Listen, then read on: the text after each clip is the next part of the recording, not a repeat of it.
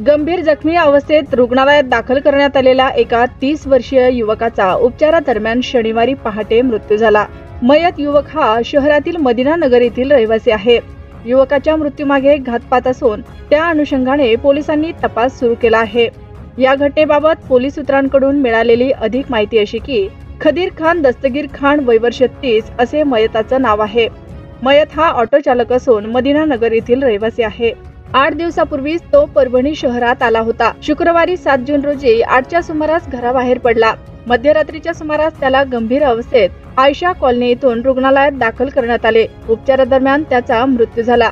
यानंतर मोठ्या प्रमाणात नातेवाईक जिल्हा सामान्य रुग्णालयात दाखल झाले। नानलपेठ पोलीस ठाण्याचे पोलीस निरीक्षक चितांबर कामठेवाड, सहाय्यक पोलीस निरीक्षक दोनकलवार, सहाय्यक पोलीस निरीक्षक पुंड यांच्या पथकाने रुग्णालयात धाव घेतली।